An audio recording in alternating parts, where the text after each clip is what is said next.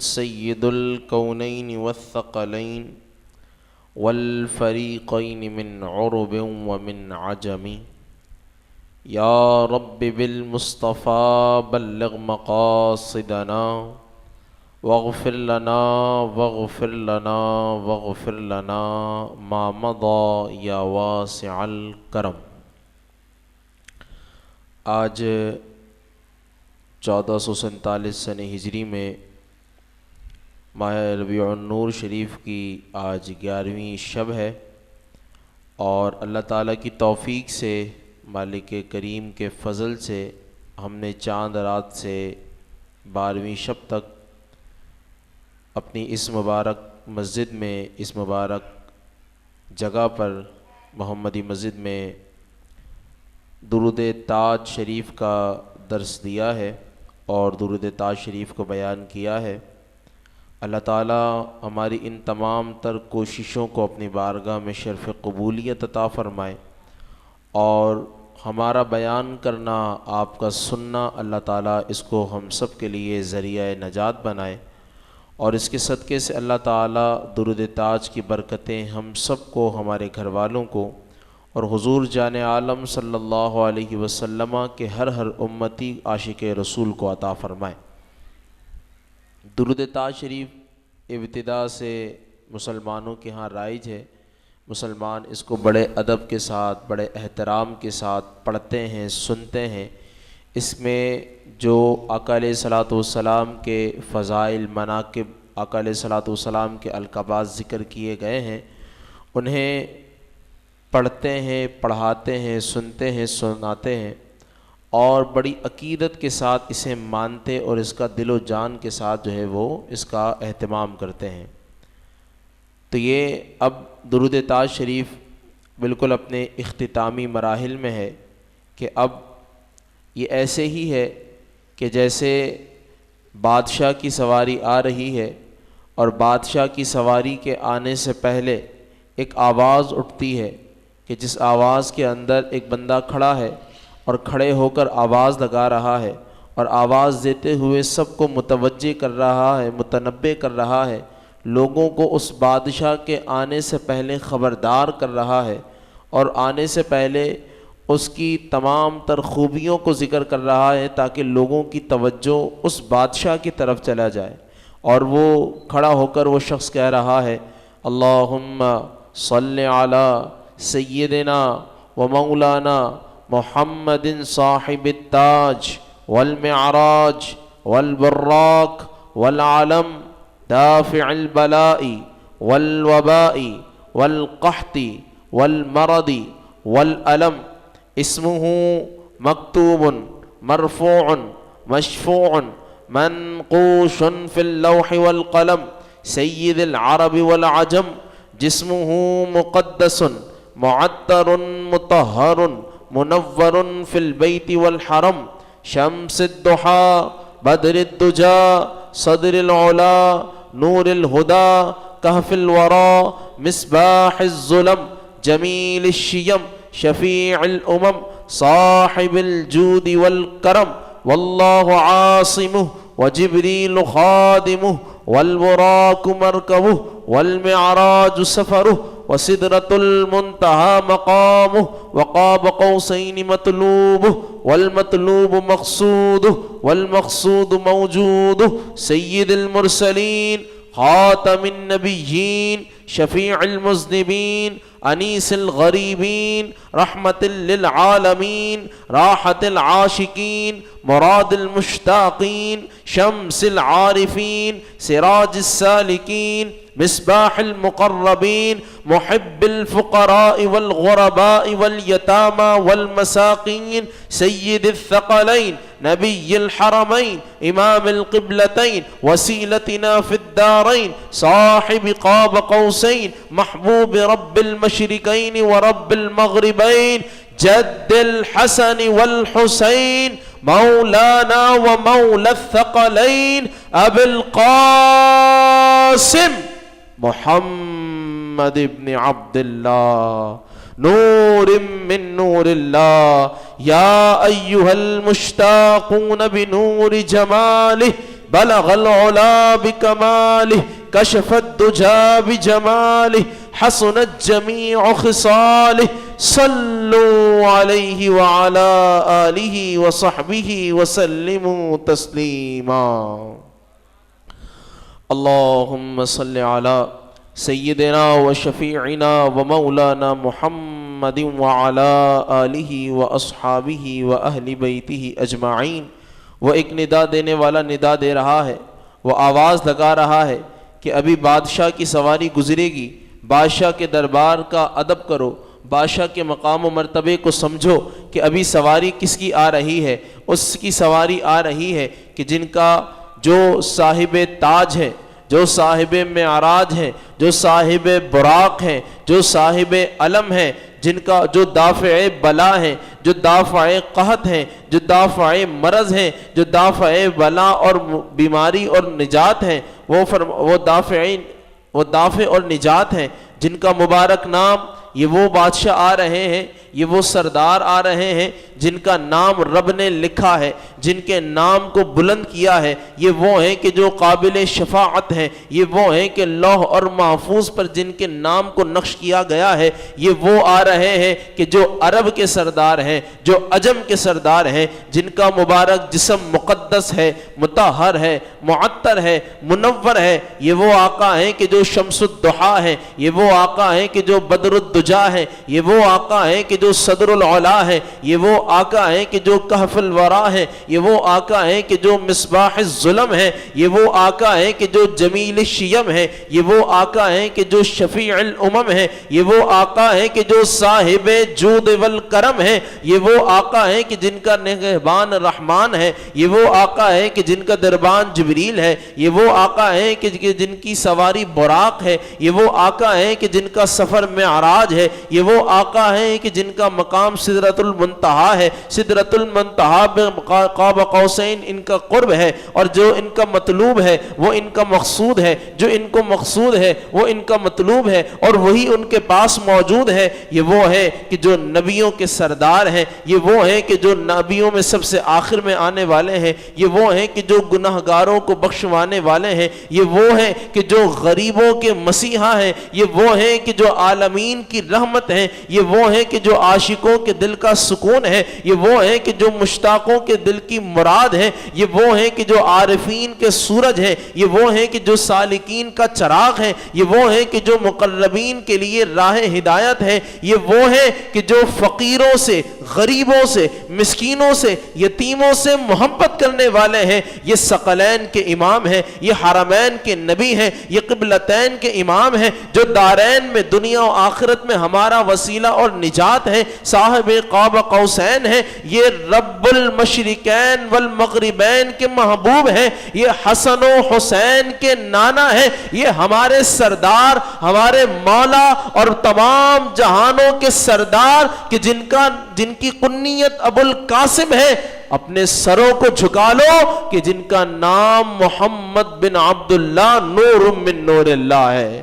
اور پھر کہ جب دربار میں وہ کھڑے، تمام کے تمام لوگ ان تمام تر القابات کے ساتھ جب القابات کو پکارا جانے لگا کہ سید المرسلین، شفیع المذنبین، انیس الغریبین، رحمت للعالمین، سراج السالکین، مصباح المقربین، تو اب دل کے اندر ایک خیال پیدا ہونے لگا کہ اب وہ کون آ رہے ہیں کہ جو شفیع المذنبین ہیں، وہ کون ہے کہ جو سید العرب والعجم ہیں، وہ کون ہے جو صاحب قاب قوسین ہیں، وہ کون ہے کہ جو سدرۃ المنتہا جن کا مقام ہے، وہ کون ہے کہ جو رب کے خاص معراج پر جانے والے ہیں۔ تو جب اب یہ خیال ابھر رہا تھا، اتنے میں جواب آیا، یا ایھا المشتاقون بنور جمالہ، نام آیا، کہا یہ وہ ہیں کہ جو محمد بن عبداللہ ہے۔ اب جب نام آ گیا کہ محمد بن عبداللہ ان کا نام ہے، تو اب دل میں یہ خیال آیا کہ دیکھیں تو صحیح یہ دکھتے کیسے ہیں، ذرا سننا تو ہم نے بہت کچھ تھا کہ یہ شفیع المذنبین ہے، انیس الغریبین ہے، رحمت للعالمین ہے، ان کی تمام تر خوبیوں کو سنا، اب نام بھی جان لیا۔ تو صاحب درود تاج کہتے ہیں، یا ایھا المشتاقون بنور جمالہ، اے وہ لوگوں کے جو اپنی آنکھوں کو ان کے چہرے کے نور سے روشن کرنا چاہتے ہیں، تو کیا کرو، فرمایا بلغ العلا بکمالہ کشف الدجا بجمالہ حسنت جمیع خصالہ. اگر چاہتے ہو کہ ان کو دیکھ لو تو کیا کرو؟ فرمایا صلو علیہ وآلہ صلو علیہ وآلہ صلو علیہ وآلہ وصحبہ وسلموا تسلیما کثیرا. درود پاک پڑھیں. اللہم صلی علی سیدنا و شفیعنا و مولانا محمد وعلی آلہ و صحبہ اجمعین. تو آج ہم جس حصے کو پڑھ رہے ہیں وہ امام الانبیاء علیہ السلام کی شان میں کہا گیا یہ وصف کہ فرمایا محب الفقراء والغرباء والیتامى والمساکین. فرمایا یہ محبوب علیہ السلام وہ ہیں کہ جو غریبوں سے پیار کرتے ہیں. یہ وہ ہیں کہ جو غریبوں سے پیار کرتے ہیں، فقراء کو اپنے درد سے اٹھاتے نہیں ہیں، یہ مسکینوں کو للکارتے نہیں بلکہ اپنے سینے سے لگاتے ہیں. امام الانبیاء علیہ السلام کی عمر مبارک ابھی عمر کے اعتبار سے، ظاہری عمر کے اعتبار سے بہت کم ہے. عرب کے لوگ ابو طالب کے پاس آئے. حضرت ابو طالب کے پاس آ کر کہنے لگے کہ ہمارے تو جنگل خشک ہو گئے ہیں، حالت بہت ابتر ہو گئی ہے، لہذا تم کعبے کے متولی ہو، تمہارا خاندان بنو ہاشم ہے، تم لوگ ہمیشہ سے کعبے کے متولی رہے ہو، حاجیوں کو پانی پلانے والے رہے ہو، تمہارا نام تمہارا نسب لوگوں میں معروف ہے، اور آج حال ہمارا یہ ہے کہ پانی موجود نہیں ہے، خشک سالی ہو گئی ہے. ہمارے ہونٹوں کو دیکھو، ہماری آنکھوں کو دیکھو کہ اب آنکھیں بھی پتھرا رہی ہیں، ہمارے مال مویشیوں کو دیکھو، سب تباہ و برباد ہو رہا ہے. تم کعبے کے متولی ہو، اللہ کی بارگاہ میں ہمارے لیے دعا کیوں نہیں کرتے ہو؟ اللہ کی بارگاہ میں ہمارے لیے دعا کرو کہ اللہ اب ہمیں بارش دے دے. ابو طالب نے امام الانبیاء علیہ السلام کا ہاتھ پکڑا، بلکہ امام الانبیاء علیہ السلام نے ابو طالب کا ہاتھ پکڑا، اور امام الانبیاء علیہ السلام ابو طالب کو لے کر خانہ کعبہ میں آ گئے. ابو طالب نے امام الانبیاء علیہ السلام کو اس طرح بٹھایا کہ آقا دو جہاں علیہ السلام کی مبارک کمر وہ خانہ کعبہ کی دیوار سے لگی ہوئی تھی، اور آقا علیہ السلام کا چہرہ لوگوں کی طرف تھا، اور آقا علیہ السلام دعا کرنے لگے، دعا فرمانے لگے. اور فرمایا کہ دعا کرتے ہوئے آقا علیہ السلام نے اپنی انگلی آسمانوں کی طرف بلند کی. حضور بیٹھے ہوئے ہیں اس حال میں کہ پیٹھ خانہ کعبہ کی دیوار سے لگی ہے، انگلی کے اشارے سے آسمان کی طرف ہے. فرمایا کہ حضرت امام الانبیاء کا جب یہ کیفیت اور یہ حالت ہم نے دیکھی تو فرمایا کہ وہ عرب کہ جب بارش ان کا اترنے کا سلسلہ ان پر منقطع اور ختم ہو چکا تھا، فرمایا امام الانبیاء کی برکت سے وہاں پر جل تھل ایک کر کے رکھ دیا. اس وقت ابو طالب نے امام الانبیاء علیہ السلام کی شان میں ایک قصیدہ لکھا، اور وہ قصیدہ کہتے ہوئے کہنے لگے ابو طالب کہا یہ وہی میرے پیارے ہیں. فرمایا یہ محمد وہ ہیں کہ جن کی گوری رنگت کے وسیلے سے اللہ کی بارگاہ کے اندر بارش کو طلب کیا جاتا ہے. فرمایا جو غریبوں کے لیے مددگار ہیں، جو بیواؤں کے لیے مسیحا ہیں، فرمایا انہی کی گوری رنگت کی وجہ سے بارش کو طلب کیا جاتا ہے. اور پھر ایک ایسا موقع دوبارہ آیا کہ لوگوں نے پھر بارش کی جو دعا کی، بارش نہ ہوئی. امام الانبیاء کی بارگاہ میں عرض کی یا رسول اللہ آپ دعا کیجئے. حضور نے دعا کی، بارش ہوئی. وہاں حضرت علی موجود تھے. حضرت علی سے حضور نے فرمایا حضور نے کہ بھائی تم میں کون ہے کہ جو ابو طالب کا وہ قصیدہ ہمیں سنائے گا کہ جو ابو طالب نے ہمارے لیے بچپن میں کہا تھا.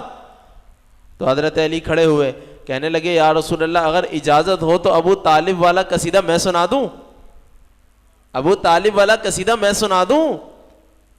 اللہ کے نبی علیہ السلام نے فرمایا ہاں علی تم سناؤ وہ قصیدہ جو ابو طالب نے ہمارے لیے کہا تھا.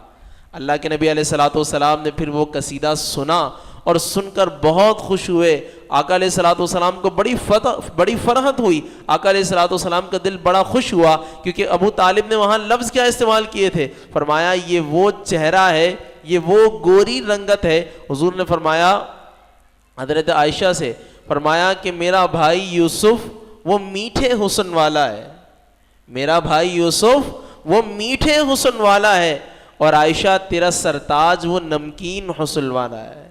اس کے حسن کے اندر نمکینی ہے، یعنی اس کا جو حسن ہے وہ نمکین ہے اور یوسف کا حسن میٹھا ہے. حضرت یوسف کو ان عورتوں نے دیکھا تو ان کا حال کیا ہوا؟ ان کا حال یہ ہو گیا کہ انہوں نے اپنے ہاتھوں پر چھریاں چلا لی اور ان کو پتہ ہی نہیں چلا کہ کاٹنا نیبو یا سیب تھا, پر وہ چھری چلاتے ہوئے کاٹتے کاٹتے اپنی انگلیوں کو کاٹ گئی. پر حسن یوسف کو دیکھ کر اتنی ملاحت ہو رہی تھی, اتنی جو ہے نا مٹھاس محسوس ہو رہی تھی کہ ان کو احساس ہی نہ ہوا کہ وہ چھری اب انگلی کاٹ رہی ہے. اور امام الانبیاء کی جب باری آئی, امام الانبیاء کو جب رب تعالیٰ نے نوازا تو اعلیٰ حضرت کہنے لگے کہ حسن یوسف پہ کٹی مصر میں انگشت زنا. مصر یوسف میں حسن یوسف پہ کٹی مصر میں انگشت زنا. فرمایا یا رسول اللہ, وہاں مصر کی عورتوں کی انگلیاں کٹی ہیں, وہاں پر مصر ہے, ہاں وہاں پر مصر ہے, پھر مصر کی عورتیں ہیں اور کاٹی انہوں نے انگلیاں اور کٹی بھی ایک مرتبہ ہیں. وہاں مصر ہے, عورتیں ہیں اور ایک مرتبہ کاٹی ہیں اور وہ صرف ایک مرتبہ ہے. تو حسن یوسف پہ کٹی مصر میں انگشت زنا, اور میرے آقا سر کٹاتے ہیں تیرے نام پہ مردان عرب. فرمایا وہاں عورتیں انگلیاں کاٹ رہی تھی حسن پر, فرمایا یہاں پر مرد وہ بھی عرب کے آپ کے چہرے پر نہیں, آپ کے نام پر وہاں پر کٹی ایک مرتبہ تھی, اور میرے آقا یہاں پر تو آپ کے نام پر اپنی گردنیں کٹوانے کے لیے عرب تیار بیٹھے ہیں. اور صرف بیٹھے نہیں ہیں بلکہ تا قیامت تک یہ سلسلہ ایسا جاری ہے کہ آپ کے نام کو سن کر زندہ ہوتے ہیں اور آپ کے نام پر مرنا چاہتے ہیں, اور آپ کے نام پر عرب کے وہ بڑے بڑے سورما, بڑے بڑے طاقتور ہیں امام الانبیاء, آپ کے نام پر اپنی گردنوں کو کٹا دیتے ہیں. تو فرمایا یوسف وہ میٹھے حسن والے ہیں, اور عائشہ تیرا سرتاج جو ہے, تیرا نبی جو ہے وہ نمکین حسن والا ہے. دیکھیں مٹھاس بہت اچھی ہوتی ہے, پر مٹھاس سے طبیعت ایک وقت میں سیراب ہو جاتی ہے. ہاں طبیعت ایک وقت میں مٹھاس سے سیراب ہو جاتی ہے. اب کہتے ہیں بس اب میٹھا میری طبیعت کو مکمل ہو گیا, اب مزید کی حاجت نہیں ہے. جبکہ نمکینی کا حال کیا ہے کہ بچپن سے نمکینی کا سلسلہ شروع ہوا تھا اور آخری مرنے تک انسان کا جو کھانے کا اکثر حصہ ہوتا ہے وہ نمکین ہی ہوتا ہے. تو مٹھاس سے طبیعت میں سیرابی پیدا ہوتی ہے, طبیعت کہتی ہے بس.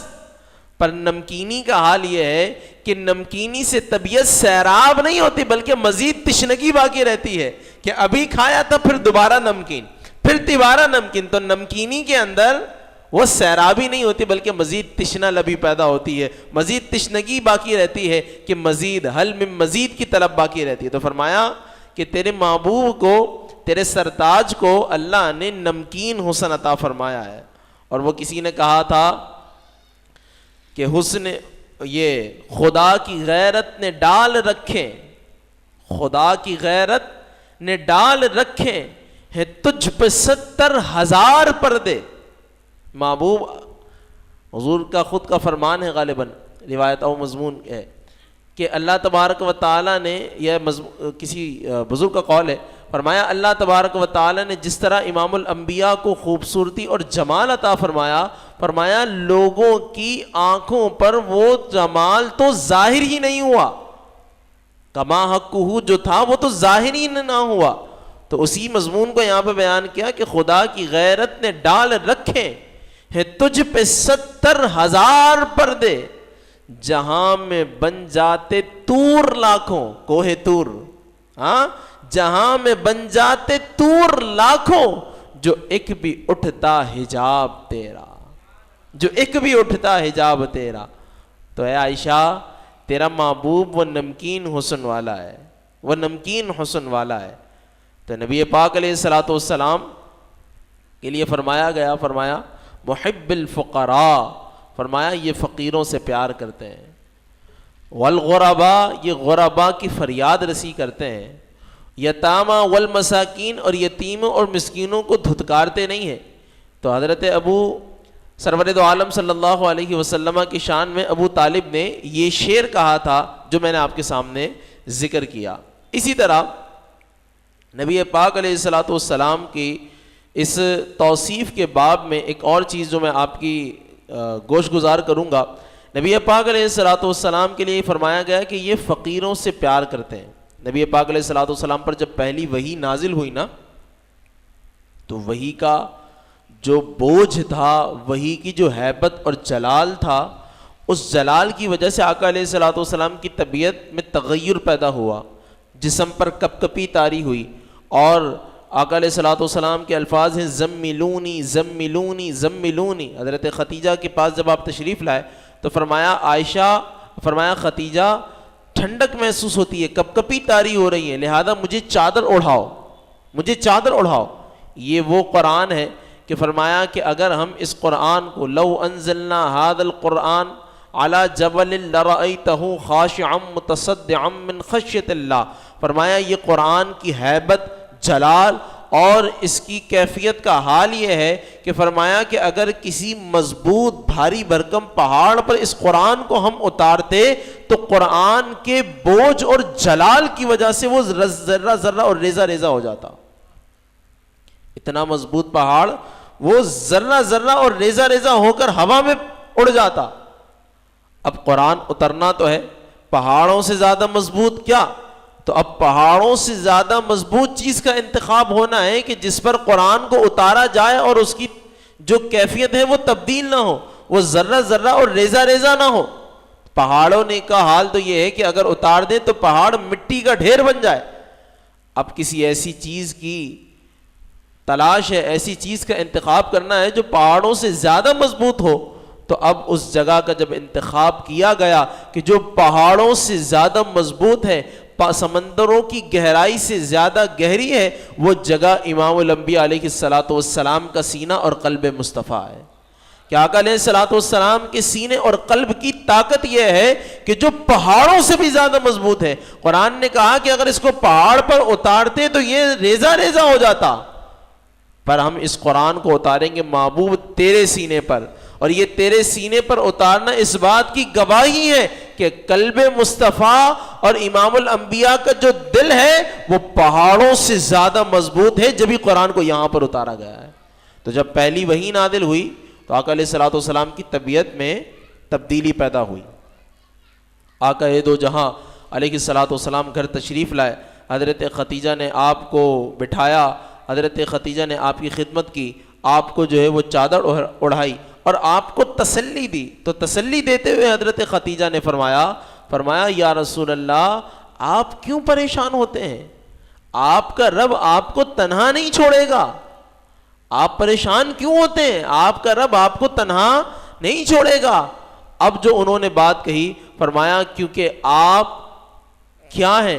فرمایا آپ یتیموں کی کفالت کرتے ہیں، فرمایا آپ بیواؤں کا سہارا بنتے ہیں، آپ غربا اور مساکین کے لیے امن اور سکون اور اطمینان کا نشان ہے، آپ لوگوں کے ساتھ، خلق خدا کے ساتھ ایسا برتاؤ کرتے ہیں، آپ کا رب آپ کو تنہا نہیں چھوڑے گا۔ تو یہاں پر وہ لفظ استعمال ہوا کہ فرمایا محب الفقراء والغرباء والیتامى والمساکین، کہ یہ غریبوں، فقیروں، ناداروں اور مسکینوں سے محبت کرنے والے ہیں امام الانبیاء۔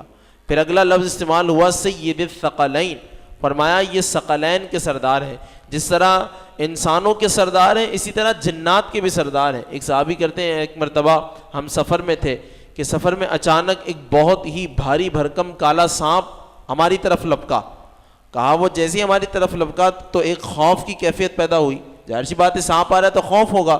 اب وہ سانپ بڑھا اور بڑھتے بڑھتے امام الانبیاء علیہ الصلوۃ والسلام کے قریب آ گیا، اور اتنا قریب آ گیا کہ اس نے اپنا منہ امام الانبیاء کے منہ اور آپ کے کان کی طرف کر دیا۔ اب صحابہ تھوڑا سا جھجکے، تھوڑا سا پیچھے ہٹے کہ یہ کیا ہوا؟ امام الانبیاء علیہ الصلوۃ والسلام اطمینان کے ساتھ تشریف فرما، وہ سانپ آیا اور وہ کچھ اپنی زبان میں امام الانبیاء کے کان میں کی طرف اپنا منہ کر کے کچھ نہ کچھ کہنے لگا۔ آقا علیہ الصلوۃ والسلام پھر اس کی طرف متوجہ ہوئے اور پھر حضور نے اپنا مبارک چہرہ اس کی طرف کیا اور پھر اس سے کچھ بات کہی کہ جسے ہم نے نہیں سمجھا۔ فرمایا تھوڑی ہی دیر بعد وہ سانپ واپس ویسے ہی جانے لگا کہ جس طریقے سے وہ آیا تھا. کہا ہم آقا علیہ الصلوۃ والسلام کے پاس آئے. ہم نے کہا یا رسول اللہ ہم تو بہت ڈر گئے تھے کہیں یہ سانپ آپ کو نقصان نہ پہنچا دے. کہا یہ سانپ آپ کے پاس آیا تو ہمیں ڈر لگنے لگا آپ کو نقصان نہ پہنچائے. اور یا رسول اللہ یہ تو آپ کے کان کے قریب آ گیا, پھر آپ نے اس کی طرف اپنے چہرے کو کیا, یہ کیا ماجرا ہے؟ تو صحابی رسول کہنے لگے, نبی پاک علیہ الصلوۃ والسلام نے فرمایا یہ اصل میں جنات کی طرف سے بھیجا گیا ایک جن تھا جو سانپ کی شکل میں آیا تھا. یہ جنات کی طرف سے بھیجا ہوا ایک جن تھا, ایک وفد تھا, ان کا ایک قاصد تھا جو کہ جنات نے میری طرف بھیجا تھا, اور یہ سانپ کی شکل میں میرے پاس آیا تھا. اور یہ آیا کیوں تھا پتہ ہے؟ یہ آیا اس لیے تھا کیونکہ ان کو قرآن کی کوئی آیت بھول گئی تھی. ان کو قرآن کی کوئی آیت بھول گئی تھی. اب وہ چاہ رہے تھے کہ قرآن کی وہ آیت انہیں یاد آ جائے. اب وہ کس سے پوچھتے؟ تو لہذا انہوں نے اپنا ایک بندہ ہمارے پاس بھیجا تاکہ میں اس کو بتا دوں کہ وہ حصہ جو بھول گئے وہ یہ. فرمایا اس نے مجھ سے پوچھا اور پھر میں نے اس کو وہ بتایا کہ جو وہ بھول گیا تھا. فرمایا یا رسول اللہ وہ پھر شکریہ ادا کرتا ہوا, حضور نے فرمایا پھر وہ شکریہ ادا کرتا ہوا جیسے آیا تھا ویسے ہی واپس چلا گیا. جنات کی ایک جماعت آئی امام الانبیاء کے پاس. امام الانبیاء علیہ الصلوۃ والسلام کے پاس آنے کے بعد آقا علیہ الصلوۃ والسلام پر کلمہ پڑھا, اور کلمہ پڑھ کر مسلمان ہوئے, اور باقاعدہ اسی طرح جس طرح صحابہ اکرام نے شرف صحابیت پایا اسی طرح ان جنات نے بھی شرف صحابیت پایا اور حضور کی غلامی کا شرف پایا. تو یہ جنات بھی امام الانبیاء علیہ الصلوۃ والسلام کی غلامی میں آئے. تو فرمایا سید الثقلین, فرمایا یہ ثقلین کے امام ہیں, یہ ثقلین کے سردار ہیں. اسی طرح حضرت جعد بن قیس کہتے ہیں ایک مرتبہ ہم لوگ اپنے ملک سے حج کے لیے آ رہے تھے. کہا کہ جب ہم حج کے لیے آ رہے تھے تو ہمارا گزر ہوا یمن کی طرف سے, یمن سے پھر مدینہ آنا, پھر مکے کی طرف جانا تھا.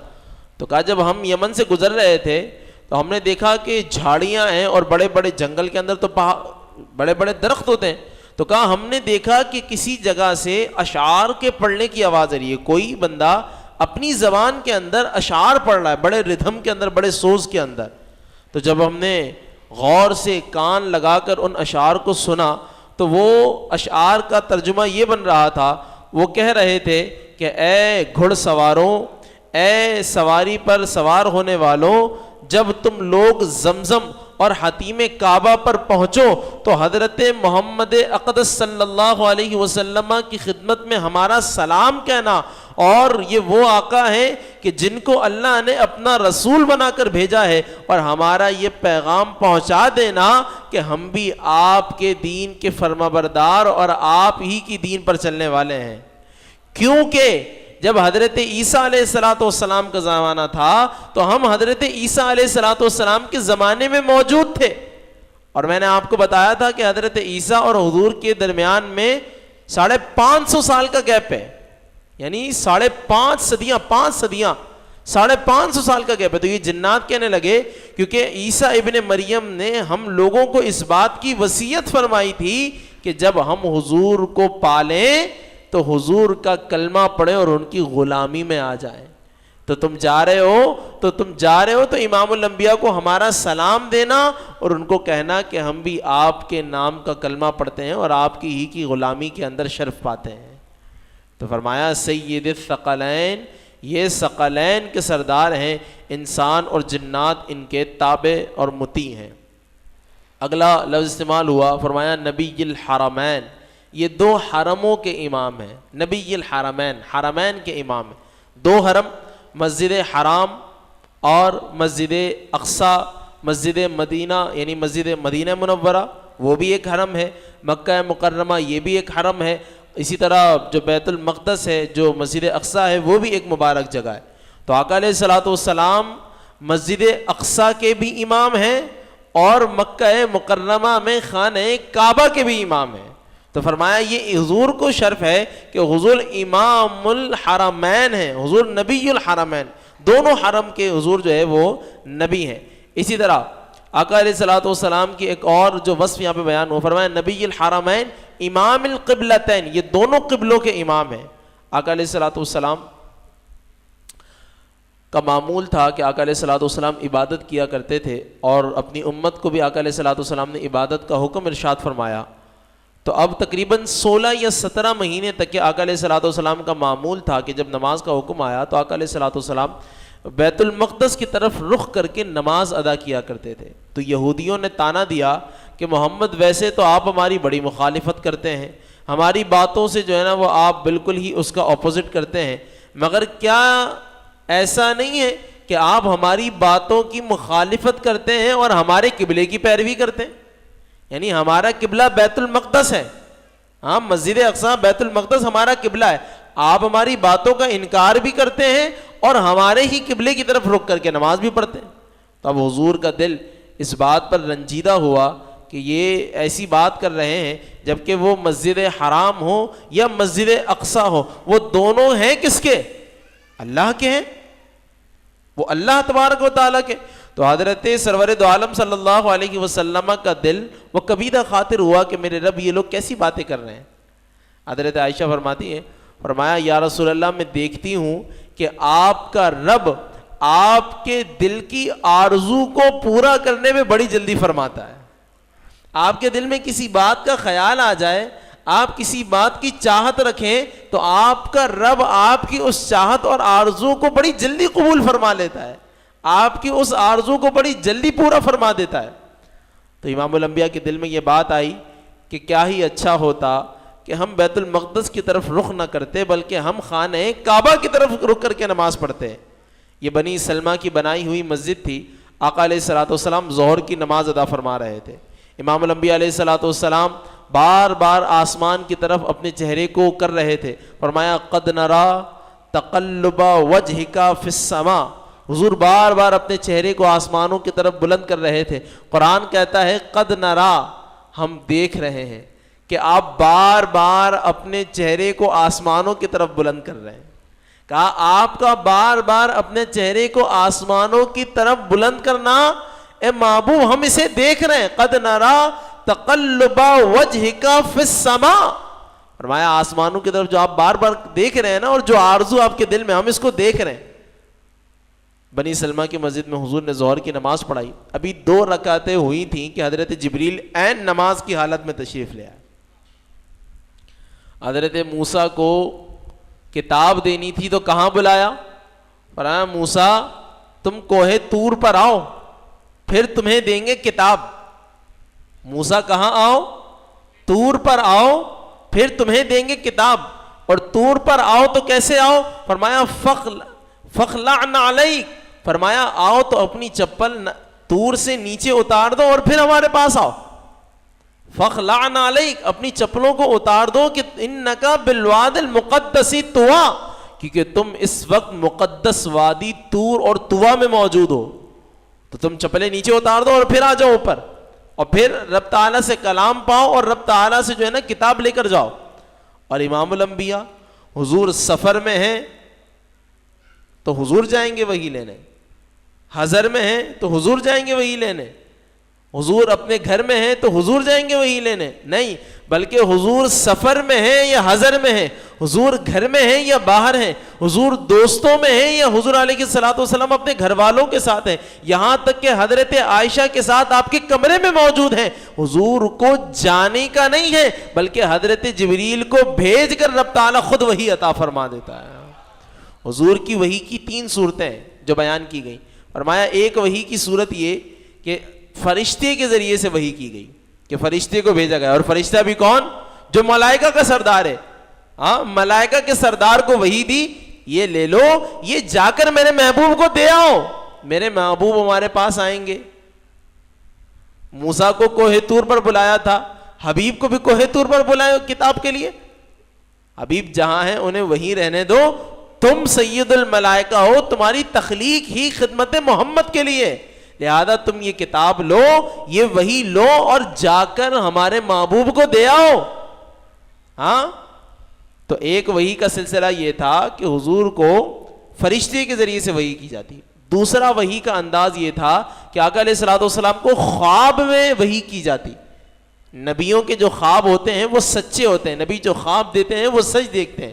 اور تیسری وحی جو بغیر کسی رکاوٹ کے, بغیر کسی واسطے سے ڈائریکٹ رب تعالی سے ہم کلام ہو کر, جس طرح واقعہ معراج میں ہوا کہ سورہ بقرہ کی جو آخر کی آیتیں آمن الرسول والی آیتیں, یہ رب تعالی نے بغیر کسی واسطے اور بغیر کسی جو ہے نا وہ ذریعے اور سبب کے, بغیر کسی واسطے کے رب تعالی نے ڈائریکٹ آپ کو وحی فرمائی. تو یہ 3 طریقے ہوتے ہیں وحی کے. تو حضرت موسیٰ کو بلایا جا رہا تھا اور یہاں پر امام الانبیاء کے پاس سید الملائکہ کو بھیجا جا رہا ہے. تو 2 رکعتیں ادا ہو گئی ہیں. حضرت جبریل عین نماز میں آ گئے, عین نماز میں آ گئے. حضور نے اس دل کے خیال سے نماز پڑھی تھی کہ کاش کتنا ہی اچھا ہوتا کہ ہم بیت المقدس سے خانہ کعبہ چلے جاتے, ہم خانہ کعبہ کی طرف رک کر کے نماز پڑھتے. دل میں یہ خیال ہے, یہ دل میں بات آئی ہے.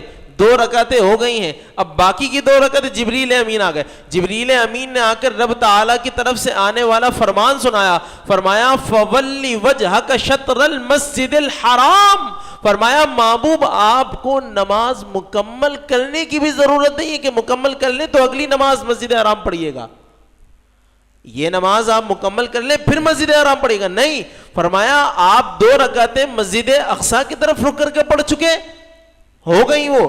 اب عین نماز میں آپ اپنا چہرہ مسجد حرام کی طرف پھیر دیجئے, کیونکہ آپ کے دل کی خواہش پر رب تعالی نے ابھی سے آپ کے لیے قبلہ خانہ کعبہ کو بنا دیا ہے.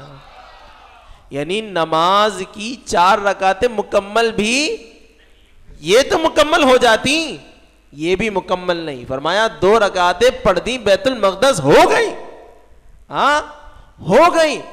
اب آپ ان 2 رکعتوں کے اندر ایسے ہی اپنا چہرہ گھما لیجئے مسجد حرام کی طرف, اور پھر فرمایا فَأَيْنَمَا تَوَلُّوا فَثَمَّ وَجْهُ اللَّهِ, فرمایا تم جہاں پر بھی اپنا رخ کر لو اللہ کی رحمت تمہارے ساتھ ہے. فرمایا تم اللہ کی رحمت کے سائے میں ہو, تم اللہ تعالیٰ کی رحمت کی جو ہے وہ سائبان میں ہو. حضور نے عین نماز میں, دیکھو نماز میں میں اور آپ اگر چلیں تو نماز ہوگی, نماز ہوگی, بولو بولیے نماز ہوگی. اگر نماز میں اور آپ چلنے لگیں, یعنی عین نماز کی حالت میں اگر آپ نماز پڑھ لیں امام کے پیچھے, امام چلنے لگے تو امام کی نماز کہاں گئی, ٹوٹ گئی. امام کی نماز ٹوٹی تو پیچھے مقتدی بھی, ان کی بھی نماز ٹوٹ گئی, سب کی نماز ٹوٹ گئی.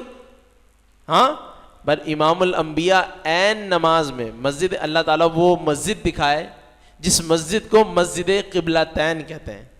یہ وہ مبارک مسجد ہے کہ جو مسجد قبلتین, وہاں پہ 2 قبلے اور دونوں بالکل آپس میں ایک دوسرے کے اپوزٹ ہیں.